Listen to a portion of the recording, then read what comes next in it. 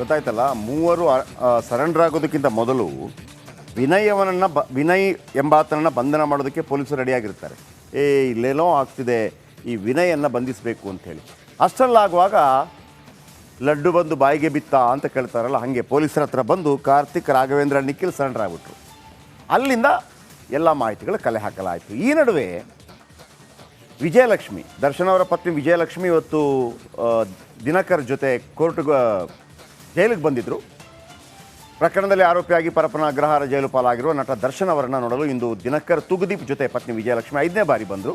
ತಮ್ಮ 3ನೇ ಬಾರಿ ಬರ್ತಾ ಇರೋದು. ಈ ವಾರ ಕುಟುಂಬದ ಜೊತೆ ಜೈಲಿಗೆ ದರ್ಶನ್ ಪತ್ನಿ ಭೇಟಿ ಕೊಟ್ಟಿದ್ದಾರೆ. ಜೊತೆಗೆ ತಾನು ಬಂದಾಗ ತಿರುಪತಿ ಲಡ್ಡು ಪ್ರಸಾದವನ್ನು ತಂದಿದ್ದಾರೆ.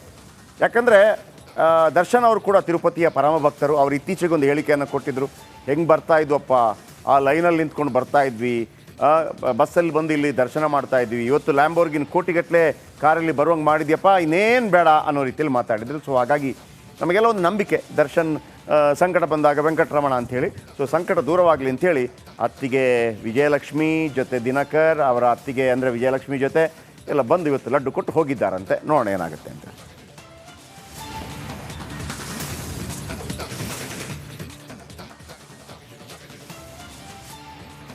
ನಾನು ಮೊದಲೇ ಹೇಳಿದೆ, ಈಗ 3 ಸರೆಂಡರ್ ಆದ್ರಲ್ವಾ, ಕಾರ್ತಿಕ್, ರಾಘವೇಂದ್ರ, ನಿಖಿಲ್ 10ನೇ ತಾರೀಕು ಸರೆಂಡರ್ ಆಗ್ತಾರೆ. ಅದಕ್ಕಿಂತ ಮೊದಲೇ ವಿನಯನನ್ನು ಬಂಧಿಸಬೇಕು ಅಂತೇಳಿ ಪೊಲೀಸರು ರೆಡಿಯಾಗಿರ್ತಾರಂತೆ. ಅಂದರೆ ಎಲ್ಲ ಕೊಲೆಗಿಲೆ ಆದ ನಂತರ ಬಂತು ಮಾಡಿದ್ರು ಅಂತಲ್ಲ, ಅದಕ್ಕಿಂತ ಮೊದಲೇ ರೆಡಿಯಾಗಿರ್ತಾರೆ. ಹಾಗಾಗಿ ಕೆಲವು ಪಾಯಿಂಟ್ಸು, ರೇಣುಕಾಸ್ವಾಮಿ ಕೊಲೆ ಕೇಸ್ನಲ್ಲಿ 3 ಕಂಟಕ ಎದುರಾಗುತ್ತೆ. ಯಾರಿಗೆ? ದರ್ಶನ್ಗೆ. ಏನೆಲ್ಲ ಕಂಟಕ? 3ರ ಕಂಟಕದಿಂದ 100 ಸಾಕ್ಷಿ ಸಂಗ್ರಹಿಸಿದ ಕಾಕಿ. ಈ 3 ಪಾಯಿಂಟ್ ಯಾವುದು ಅಂತ ಹೇಳ್ತಾ ಹೋಗ್ತೀನಿ. 3 ಕಾರುಗಳೇ ವೆರಿ ಇಂಪಾರ್ಟೆಂಟ್. ಇವು ರೆಡ್ ಕಲರ್ ಕಾರು, ಆಮೇಲೆ ಶೆಡ್ಗೆ ಬಂದ ದರ್ಶನ್ ಬಳಸಿದ್ದ ಒಂದು ಕಾರು ಕೆಂಪು ಕಲರ್ದು ವ್ರ್ಯಾಂಗ್ಲರ್, ರೇಣುಕಾಸ್ವಾಮಿ ಶವ ಸಾಗಾಟಕ್ಕೆ ಬಳಸಿದ ಇನ್ನೊಂದು ಕಾರು, ಆಮೇಲೆ ಶವ ಸಾಗಿಸುವಾಗ ಆ ಕಾರ್ಗೆ ಮತ್ತೊಂದು ಕಾರ್ ಸೆಕ್ಯೂರಿಟಿ ಕೊಟ್ಟಿದೆ. ಈ ಪ್ಲ್ಯಾನೆಲ್ಲ ಯಾರು ಮಾಡಿದ್ದು? ಶವ ಸಾಗಿಸುವಾಗ ಮತ್ತೊಂದು ತಂಡದಿಂದ ಸೆಕ್ಯೂರಿಟಿ. ಈ 3 ಕಾರುಗಳೇ ದರ್ಶನ್ ಆ್ಯಂಡ್ ಗ್ಯಾಂಗ್ಗೆ ಕಂಟಕವಾಗುತ್ತೆ. ಶವ ಎಸೆಯಲು ಸ್ಕಾರ್ಪಿಯೋ ಕಾರು, ಇಟಿಯೋಸ್ ಕಾರು ಬಳಕೆ, ಇಲ್ಲ ಇಟಿಯೋಸ್ ಸ್ಕಾರ್ಪಿಯೋಲ್ ಬರಲ್ಲ, ಸ್ಕಾರ್ಪಿಯೋ ಬಳಕೆ, ಇನ್ನೊಂದು ಇಟಿಯೋಸ್ ಬಳಕೆ. ಒಂದು ಕಾರು ಯಾವುದು? ವ್ರ್ಯಾಂಗ್ಲರ್ ಅಮೇರಿಕನ್ ಕಾರು, ಗೊತ್ತಾಯ್ತಲ್ಲ. ಈಗ ಥಾರ್ ಬಂದಿದೆಯಲ್ಲ ಅದೇ ಮಾದರಿ, ಅಂದರೆ ಅದರ ಕಾಪಿ ಅದು. ಅದಕ್ಕೆ 75 ಲಕ್ಷ ಇದೆ ವ್ರ್ಯಾಂಗ್ಲರ್. ಎಲ್ಲ ಇಂಡಿಯಾದಲ್ಲಿ ಇಲ್ಲ, ಅದು ಫಾರಿನಿಂದ ಬರಮಾಡ್ಕೊಳ್ಬೇಕು ಆ ಕಾರು. ಇನ್ನೊಂದು Scorpio, Mahindra Scorpio car, Indian car. ಇನ್ನೊಂದು ಅದಕ್ಕೆ ಬೆಂಗಾವಲಾಗಿ ಇಟಿಯೋ ಅಲ್ವಾ, ಇಟಿಯೋಸ್ ಕಾರು. ಮೊದಲು ಚಿತ್ರದುರ್ಗದಲ್ಲಿ ಮೃತದೇಹ ಎಸೆಯಲು ಪ್ಲ್ಯಾನ್ ಮಾಡ್ತಾರೆ. ಯಾರು ಪ್ಲ್ಯಾನ್ ಮಾಡಿದ್ದು? ದರ್ಶನ್. ಇಲ್ಲಿ ಬೇಡಪ್ಪ, ಇಲ್ಲಿ ಎಲ್ಲಿಂದಲೋ ಬಂದ್ಬಿಟ್ಟು ತಗೊಂಡೋಗೋದು ಅಂತ ಆಗುತ್ತೆ.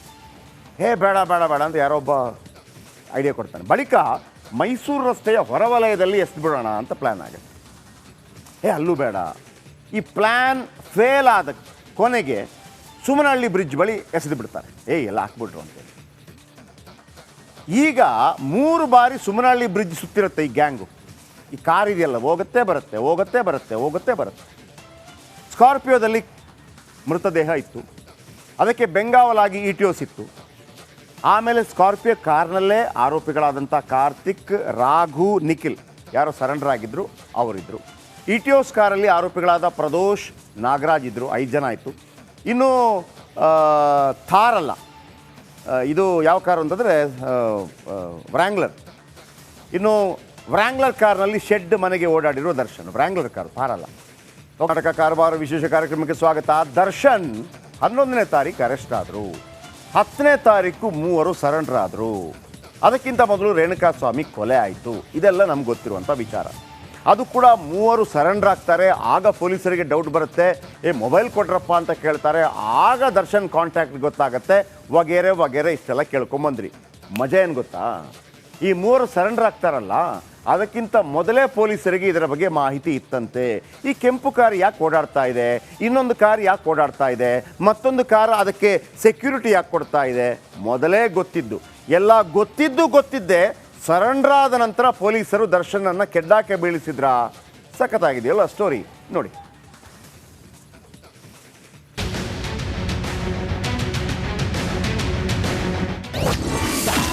ದರ್ಶನ್ಗೆ ಕಂಟಕವಾದ ರೆಡ್ ಕಲರ್ ಕಾರು. ರಿಪಬ್ಲಿಕ್ ಕನ್ನಡದಲ್ಲಿ ಎಕ್ಸ್ಕ್ಲೂಸಿವ್ ಡೀಟೇಲ್ಸ್. ರೇಣುಕಾಸ್ವಾಮಿ ಕೊಲೆ ಕೇಸಲ್ಲಿ ಲಾಕ್ ಆಗಿರೋ ದರ್ಶನ್ ಸದ್ಯಕ್ಕೆ ಜೈಲಿಂದ ಹೊರಬರೋದು ಡೌಟ್ ಆಗಿದೆ. ಯಾಕಂದರೆ ಪ್ರಕರಣದ ತನಿಖೆಯಲ್ಲಿ ಒಂದೊಂದೇ ಸತ್ಯಗಳು ಹೊರಬರ್ತಿದ್ದು ಪೊಲೀಸರು ಹಲವು ಮಾಹಿತಿಗಳನ್ನು ಸಂಗ್ರಹಿಸಿದ್ದಾರೆ. ಇದು ಸಹಜವಾಗಿಯೇ ದರ್ಶನ್ಗೆ ತೊಂದರೆಯಾಗಲಿದೆ.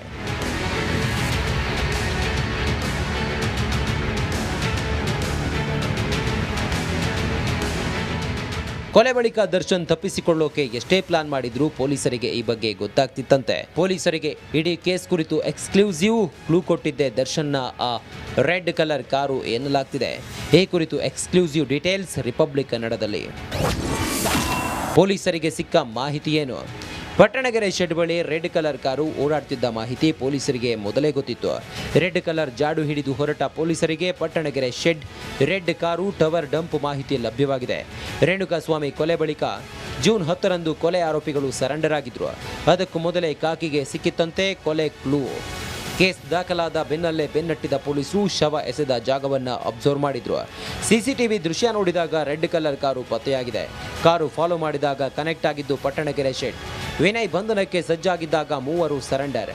ಕಾರ್ತಿಕ್, ರಾಘವೇಂದ್ರ, ನಿಖಿಲ್ ಕೂಡ ಸರೆಂಡರ್ ಆಗಿದ್ರು. ಮೂವರಿಂದ ವಿನಯ್ ಬಗ್ಗೆ ಬಾಯ್ಬಿಡಿಸಿದಾಗ ಕೊಲೆ ಕೇಸ್ ಬೆಳಕಿಗೆ ಬಂದಿದೆ. ಇವೆಲ್ಲದರ ಹಿಂದೆ ದರ್ಶನ್ ಇದ್ದಾರೆ ಅನ್ನೋದು ಪೊಲೀಸರಿಗೆ ಮಾಹಿತಿ ಇತ್ತು ಎನ್ನಲಾಗಿತ್ತು. ಹೀಗಾಗಿ ರೆಡ್ ಕಲರ್ ಕಾರಿನ ಹಿಂದೆ ಬಿದ್ದ ಪೊಲೀಸರು ಪ್ರಕರಣದ ತನಿಖೆಯನ್ನು ಕೂಲಂಕುಷವಾಗಿ ಪರಿಶೀಲಿಸುತ್ತಿದ್ದಾರೆ. ಹೀಗಾಗಿ ದರ್ಶನ್ಗೆ ಸದ್ಯಕ್ಕೆ ಜೈಲೇ ಗತಿ ಎನ್ನಲಾಗ್ತಿದೆ. Bureau report, republic Kannada.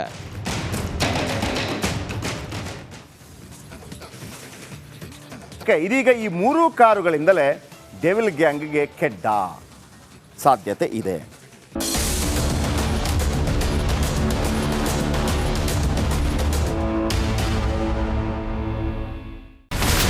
ಇಲ್ಲಿರುವಂತ ಈ ಒಂದು ಗುಡ್ಡ ಕುಸಿದ ಪರಿಣಾಮ ಯಾವ ರೀತಿಯಾಗಿತ್ತು ಅಂತಂದ್ರೆ ಗಂಗಾವಳಿ ನದಿ ಪಕ್ಕದಲ್ಲಿರುವಂತಹ ಉಳುವರ ಎನ್ನುವ ಗ್ರಾಮ ಸಂಪೂರ್ಣವಾಗಿ ಇವತ್ತು ನಾಶ ಆಗಿದೆ. ಮನೆ ಮಠ ಏನಿಲ್ಲ, ಎಲ್ಲ ಹೋಗ್ಬಿಟ್ಟಿದೆ. ಇವತ್ತು ರಿಪಬ್ಲಿಕ್ ಕನ್ನಡ ಮಾಡಿದಂತಹ ಒಂದು ವರದಿಯಿಂದಾಗಿ ಎಚ್ಚೆತ್ತುಕೊಳ್ಳುವಂತ ಕೆಲಸ ಸರ್ಕಾರ ಮಾಡಿದೆ, ಸಚಿವರು ಕೂಡ ಮಾಡಿದ್ದಾರೆ. 2 ಗಂಟೆಗೆ ಸುದ್ದಿ ಮೂಡಿಸಿದ್ದು 6 ಗಂಟೆಗೆ ಎಲ್ಲ ಸಚಿವರು, ಮಿನಿಸ್ಟರ್ ಎಲ್ಲ ಬಂದು ಇಲ್ಲಿ ನೋಡೋಗಿದ್ದಾರೆ.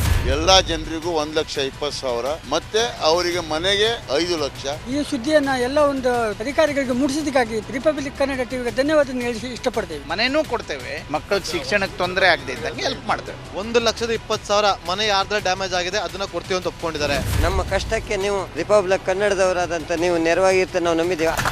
ಅವರಿಗೆ ಸೂರನ್ನ ಕಲ್ಪಿಸಿಕೊಡೋವರೆಗೂ ಕೂಡ ರಿಪಬ್ಲಿಕ್ ಕನ್ನಡ ಅವರಿಗೆ ಧ್ವನಿಯಾಗಿ ನಿಲ್ಲುವಂತ ಕೆಲಸವನ್ನ ಮಾಡ್ತೇವೆ.